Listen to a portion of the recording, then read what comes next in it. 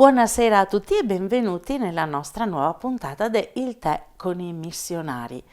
Siamo proprio dentro questo tempo di Quaresima che ci chiede di fermarci, di trovare del tempo per riconnetterci con noi stessi e recuperare la vicinanza con il Padre. In particolare il tema di questo tempo quaresimale che abbiamo lanciato come ufficio missionario è proprio sappiatevi amati e quindi cercare di recuperare dentro di noi quella vibrazione che ci ricorda con forza e si fa sentire in modo prorompente che siamo veramente amati da questo Dio che non è dominio, non è controllo, ma è veramente amore.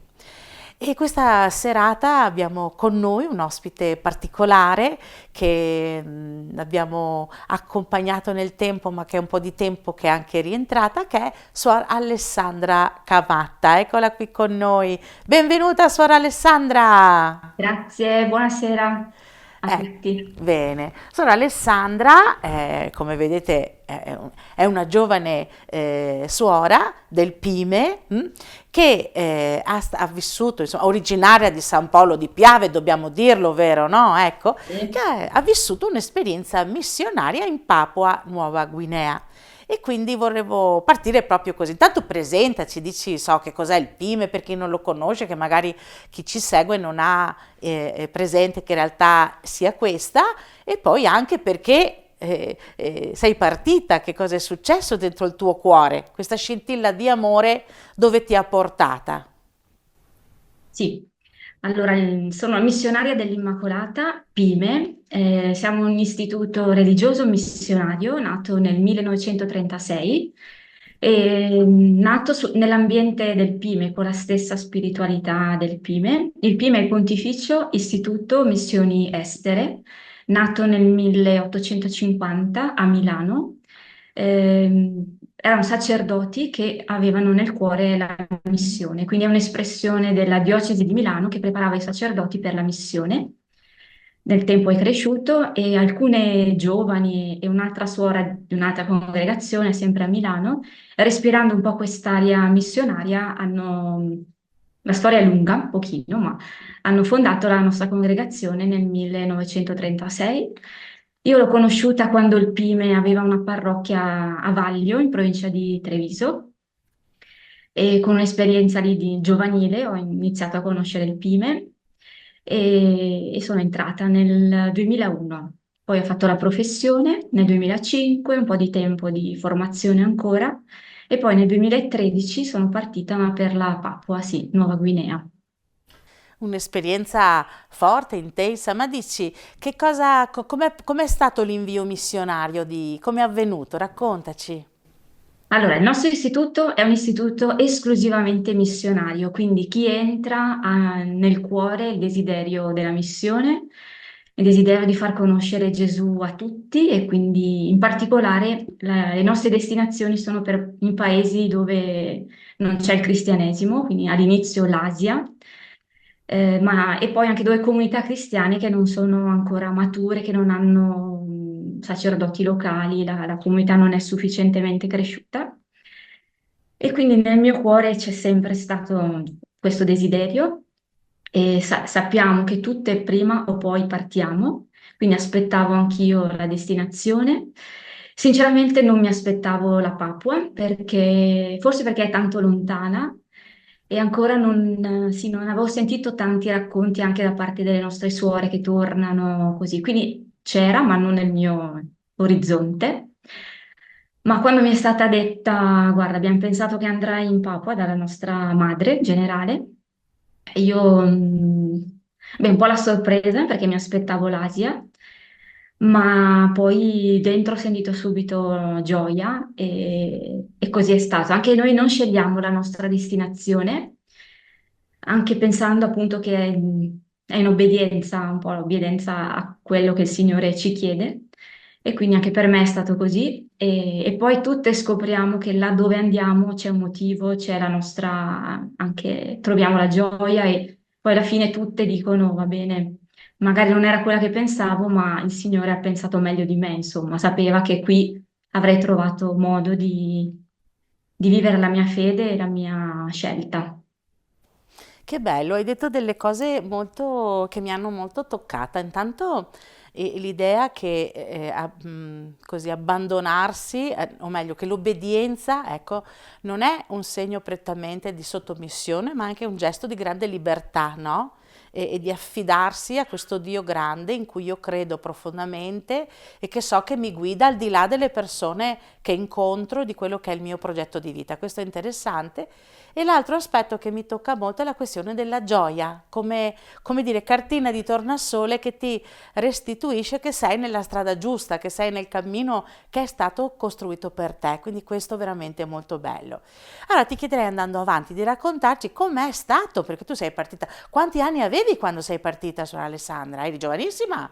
No, 41, ero già Beh, un po'. sei giovanissima, diciamo così, rispetto alle nostre età comunque molto giovane, ok, d'accordo. Ma com'è stato l'impatto? Perché insomma anche l'Oceania, come dicevi, è veramente lontana, credo anche culturalmente, un po' da quello che è il nostro stile. Com'è stato l'impatto iniziale quando sei arrivata? Allora, intanto è un viaggio lunghissimo perché sono almeno 21 ore di volo, tolti gli scali, quindi un bel viaggio. E poi l'accoglienza immediatamente, le nostre suore sono venute a prenderci, alcune, abbiamo un ostello là in capitale. Le nostre suore papuane e anche le giovani dell'ostello si sono vestite con i abiti tradizionali e mi hanno accolto dal cancello con una danza. Quindi questo già è un elemento bello della Papua, che è questa bellezza un po' della cultura tradizionale che, che tutti, cioè, come dire, che è molto sentita. È un elemento molto bello che io ho imparato a apprezzare lì, cioè l'amore per la propria cultura. E c'è anche una grande diversità in Papua, perché sono 20 province e ciascuna è diversa e ha il proprio modo di esprimersi, tradizionalmente di vestirsi, decorarsi, eccetera. Quindi con danze, insomma, è stata la mia accoglienza. Poi mi sono trovata subito in un cerchio, le nostre suore più anche le ragazze, appunto, e ho visto che ero l'unica bianca. Perché anche le nostre suore noi siamo internazionali, quindi anche dove siamo sempre miste, ecco, di tante nazionalità, quindi subito ho percepito che c'erano tutte, avevano più o meno lo stesso colore e io ero bianca. E questa sensazione poi mi ha sempre accompagnato perché comunque non ci sono tantissimi europei. E poi anche quando, non so, il telegiornale, no, guardavo le notizie e il punto di vista della cartina, no, del globo che nei giornali c'è è sempre l'altro, no? E quindi ogni tanto io volevo sapere qualcosa ma dite qualcosa dell'Europa, no? E invece il punto di vista è sempre un altro, quindi proprio un altro punto di vista e questo anche fa parte della missione, no? Che entri piano piano, senza giudizio, togliendoti appunto quei calzari anche che abbiamo, un terreno sacro di entrare piano piano nella cultura, sì. Che bello, quindi il tema dell'accoglienza, quando parliamo di missione, soprattutto a gente, è sempre presente, sempre molto forte, no? Penso anche in altri continenti, non solo. Quindi è proprio un aspetto che connota, ecco, la dimensione missionaria. Lo spostamento da una parte, dall'altro l'accoglienza e l'altra questione è proprio l'alterità, no? Lo stare in un contesto dove l'alterità è l'ordinario, no? Noi invece siamo abituati a stare in un contesto dove siamo tutti abbastanza simili, quindi insomma l'alterità quasi la allontaniamo e lì invece è proprio il contesto. Tra l'altro quasi al contrario, no? Perché tu dici ero da sola e quindi così. Ascolta, che cosa facevi facevi quando eri lì? Che cosa hai fatto? Qual è stata la tua esperienza proprio missionaria concreta? Allora, i primi tempi inserimento, aiutando lì dove c'era bisogno. E ho passato anche appunto un po' di tempo in capitale, sempre aiutando là dove c'era, facendo piccoli servizi. Poi mi sono spostata in un'altra provincia e anche qui mi hanno dato un po' come amministrazione economato, diciamo, ma sempre prima come tempo di inserimento, ma anche perché c'era bisogno di qualcuno che facesse quel lavoro. È molto interessante perché a Lotao, in questa provincia di Milan Bay, dove era il punto di partenza e di sostegno per le altre comunità che avevamo nelle isole. E quindi un po' mi ha preparato anche perché la Papua è un paese appunto composto da migliaia di isole e questa è una delle sue caratteristiche, siamo sull'oceano. Spostamenti sono sempre, molto spesso anche il terreno, cioè montuoso, quindi non ci sono strade o aereo oppure la barca.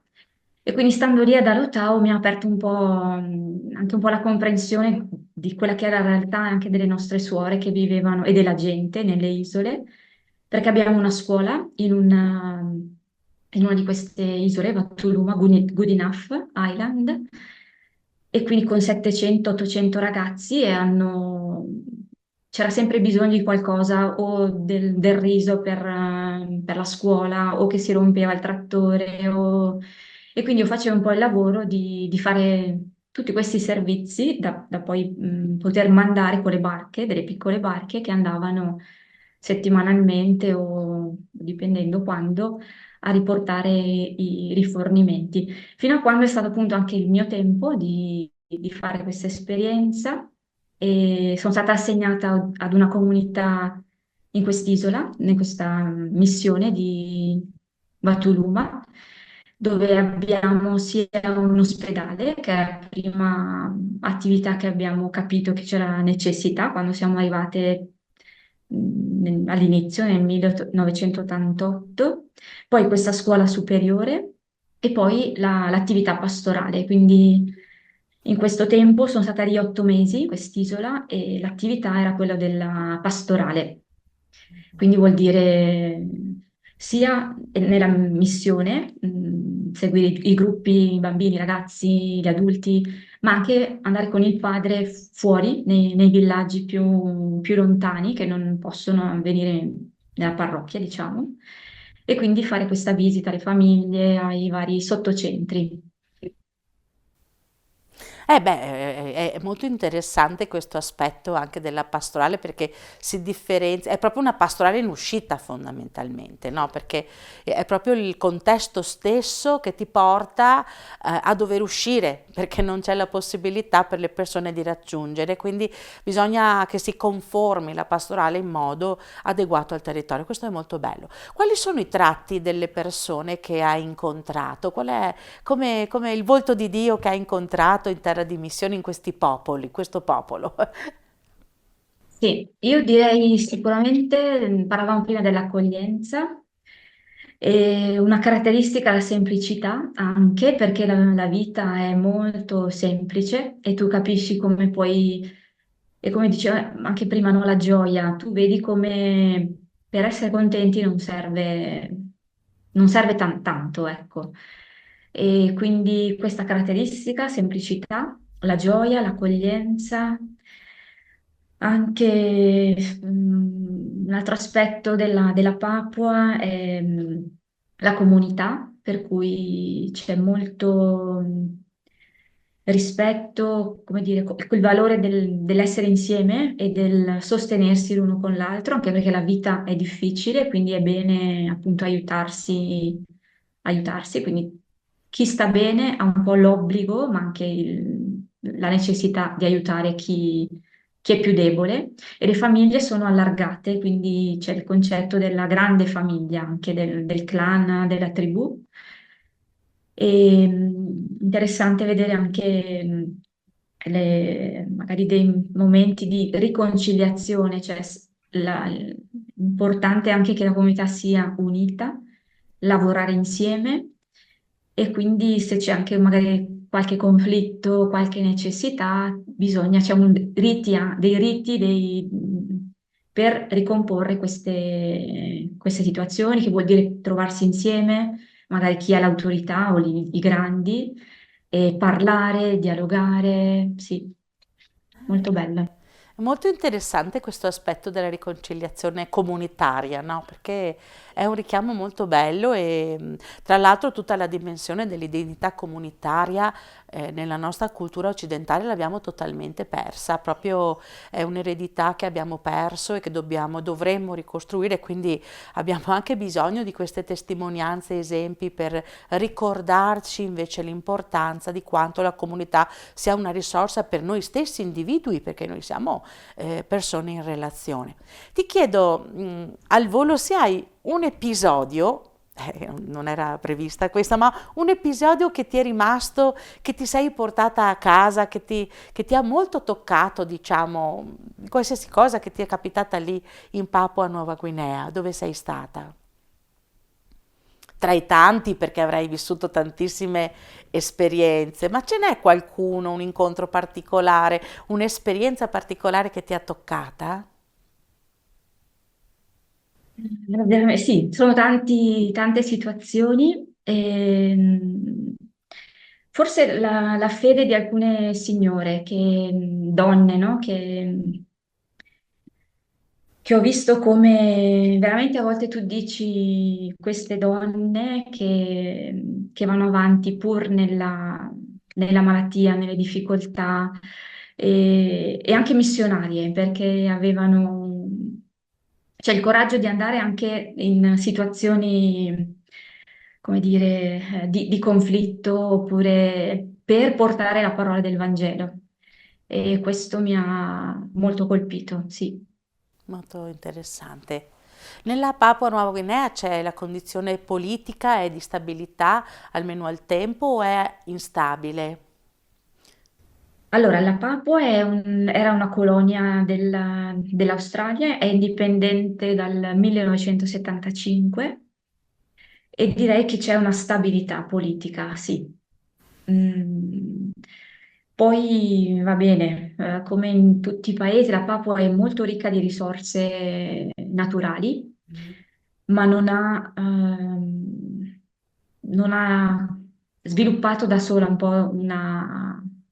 Dipende ancora molto dall'estero per, come dire, l'industria e le attività anche commerciali. È un paese che sta crescendo, ma ancora non è autonomo, autosufficiente. Tante persone anche vivono semplicemente di agricoltura di sussistenza. E quindi questo collegato al governo, volevo dire, perché c'è anche tanta corruzione e quindi tutta la ricchezza, la possibilità che questo paese avrebbe, no, di dare servizi a tutto il paese, viene un po' limitata dal fatto che la corruzione, dall'altro lato un po' negativo del discorso della comunità, perché si protegge un pochino i propri, eh, come da tutte le parti. Quindi questo. Interessante, è un po' la dinamica nord-sud, la dinamica delle povertà-ricchezze che c'è un po' in quasi tutta la dimensione mondiale, come dire, no? E guarda caso proprio i paesi che hanno più ricchezze sono quelli che poi sono più svantaggiati rispetto agli altri perché predati di queste risorse. Interessante. Ascolta, ti faccio un'ultima domanda prima di chiederti che cosa adesso fai, perché noi siamo anche curiosi di sapere che cosa stai facendo adesso, ma prima ti chiedo il tema dell'evangelizzazione, il portare l'annuncio, no? Come si vive in quelle terre lì? Come l'hai vissuto anche tu, suora Alessandra, per quella che è stata la tua esperienza? Ci sono delle modalità che hai riscontrato essere veramente efficaci, ecco, e buone? Eh, Allora, penso che per la Papua è fondamentale un po' entrare piano piano nella cultura. E quello, cioè di non imporre, ma di camminare insieme alla Chiesa e anche insieme alla Chiesa locale, insieme alla gente. È una delle iniziative sì, che la Chiesa ha avviato è questa di la possibilità, magari dopo un po' di tempo che i missionari sono nel paese, di poter frequentare un corso di cultura melanesiana per poter appunto entrare e con comprensione anche della cultura. E in questo modello non dall'alto imporre le cose, ma davvero ascoltare e camminare insieme alla gente. Sì, l'incontro con le persone è sicuramente a tu per tu, quello che ha efficacia. E poi i modi sono anche, essendo appunto, come dicevo, soprattutto nelle zone più remote, mancano anche i servizi essenziali. La Chiesa lavora molto con il governo, ecco, c'è una buona stima, il paese è il 95% è cristiano, suddiviso tra maggioranza protestante, varie chiese, e un 27% più o meno di cattolici, ma c'è una buona collaborazione quindi anche col governo che ci lascia lavorare nelle scuole in partnership e anche negli ospedali, quindi dove siamo, laddove nelle zone più remote, anche prendiamo queste opere, vuol dire, della sanità o della scuola, appunto, anche perché si garantisce un po' un sistema che è, come dire, fuori dalla corruzione, ecco, di utilizzare i fondi davvero per l'utilità, per il bene della gente. È interessante anche questa lettura che fai, molto, molto, molto interessante. Allora, veniamo invece a te, insomma, tu ormai quando sei rientrata quando? Dopo quanti anni e quando? Io dico che ho avuto solo un piccolo assaggio di missione perché sono stata in Papua 5 anni, poi mi hanno richiamato per una necessità della formazione e quindi sono stata 2 anni a Monza e adesso da 5, questo è il sesto anno, sono a Roma e mi sto dedicando alla formazione delle nostre giovani, quindi la missione da un altro punto di vista, prima insomma, formazione delle future missionarie nel periodo del noviziato, quindi 2 anni prima della professione. La cosa bella è che cioè che l'iniziativa è appunto del noviziato internazionale, è iniziata 5 anni fa, quindi qui con me ci sono in questo momento 13 giovani che arrivano dall'India, dal Bangladesh, dalla Papua Nuova Guinea e anche dall'Italia, grazie a Dio. E quindi è un'esperienza ancora missionaria, un po' quell'incontro con l'altro, con l'alterità che fa parte poi del mio DNA, ma del DNA dei missionari, questa attenzione, attrazione, fascino per le altre culture, per l'umanità in genere, ma anche per la diversità. Quindi qui anche mi occupo appunto della formazione di queste giovani. Mhm. Sì, è molto bello quello che dici, nel senso che hai detto sì, sono stata missionaria in Papua Nuova Guinea, ma in realtà la mia missionarietà è a 360 gradi nella mia vita. Però questa cosa ci dice anche che è vero che siamo tutti chiamati a essere, no, quello che tu dici, il mio DNA. In realtà è una eredità genetica che abbiamo tutti in qualche modo, perché dobbiamo ricordarcelo, no? Noi quando riceviamo il nostro battesimo siamo consacrati a Dio e allo Spirito Santo, siamo pronti per ricevere lo Spirito Santo e quindi in qualche modo siamo invitati anche a portarlo, a trasmetterlo. Poi ognuno con i propri carismi in qualche modo, no? Effettivamente questa attenzione verso il diverso, verso i più fragili, è una connotazione che tutti dovremmo avere oggi nella nostra società in cui viviamo, diciamo così. Poi c'è anche chi ha il coraggio o appunto si sente chiamato per mobilitarsi verso altri paesi e questo si chiama un po' l'ad gentes, l'andare verso altre popolazioni, no? Ti chiedo, Sora Alessandra, di questa tua esperienza, sì è vero non è lunghissima, ma comunque 5 anni sono un tempo comunque interessante da vivere fuori casa, diciamo così. Che cosa ti è rimasto ancora dentro? Cioè tu cosa senti? Come questa esperienza ti ha cambiata, ti ha trasformata nel fare anche quello che fai, no? E come ti aiuta, se possiamo anche dire. Beh, sicuramente partire, lasciare è un'esperienza che ti cambia in qualche modo. Se perché lasciare la tua terra, lasciare la tua cultura, lasciare e metterti dentro piano piano in un altro mondo, quindi questo sicuramente ti cambia perché penso che ti apre, ecco, quindi un po' l'apertura del cuore, della mente, le tue abitudini, non è detto che siano quelle giuste, il tuo modo di fare, quindi essere sempre, sì, disposta anche ad ascoltare e a guardare, a prendere apprezzare anche quello che ti viene dagli altri. E poi sicuramente un po'. Mi rimane anche l'apprezzamento del tempo, no? Cioè della lentezza, ecco. Io, sono sempre un po' con l'idea di non perdere tempo, di tante cose da fare, di farle bene, ma farle veloci. E invece un po' poi ho imparato che non ti corre dietro nessuno e anzi bisogna fermarsi un po' anche come atteggiamento missionario, fermarsi con l'altro, guardare in faccia la persona e quello è tempo prezioso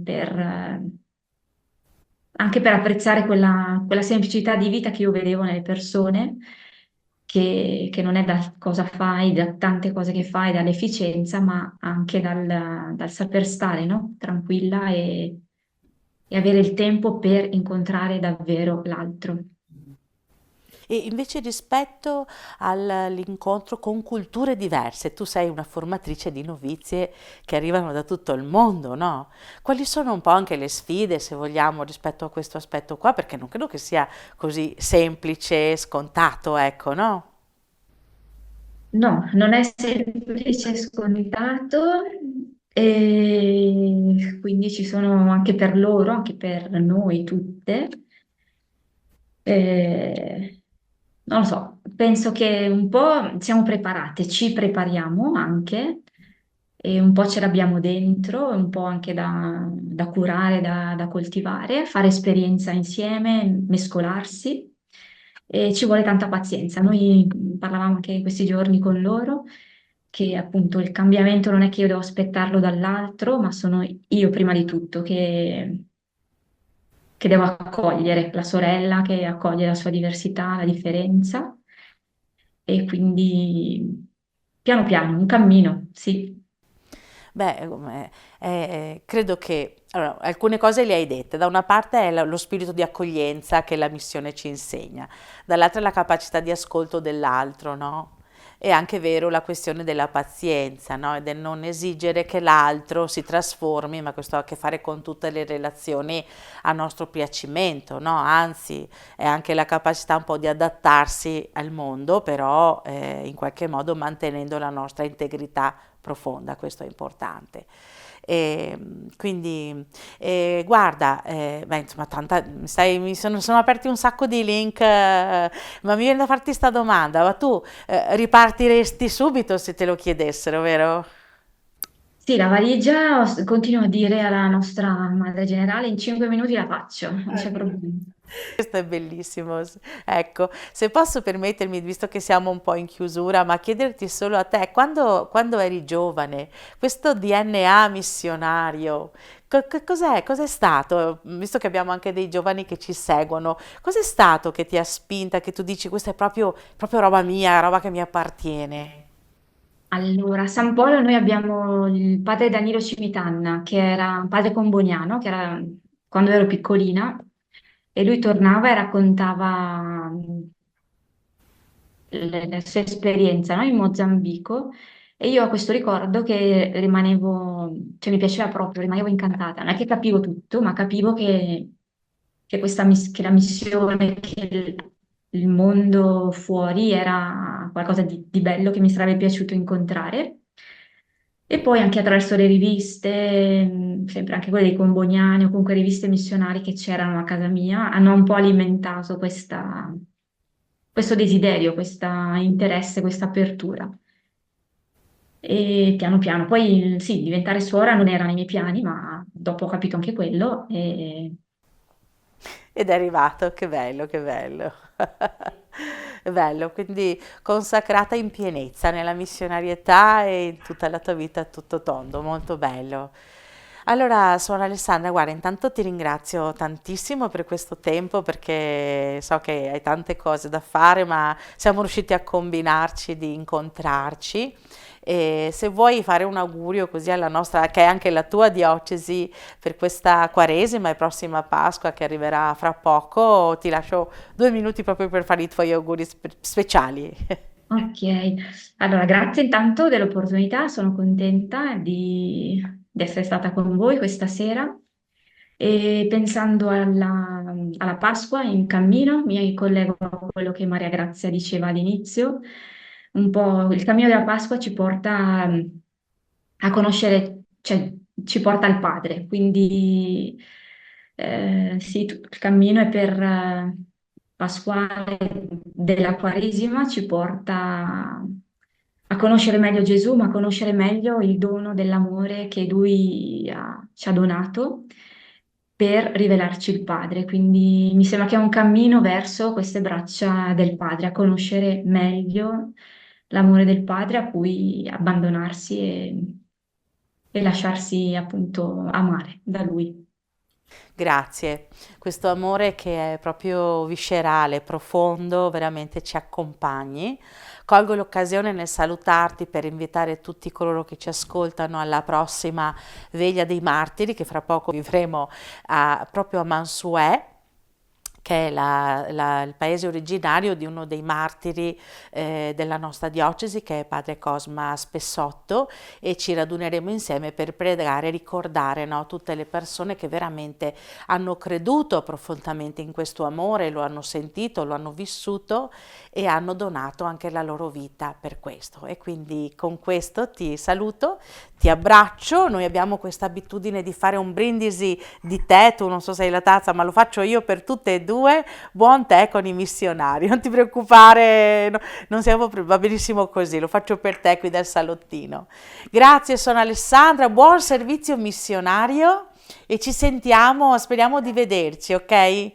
Un caro Va saluto. bene, cioè, Ciao, sono Alessandra, grazie ancora, ciao.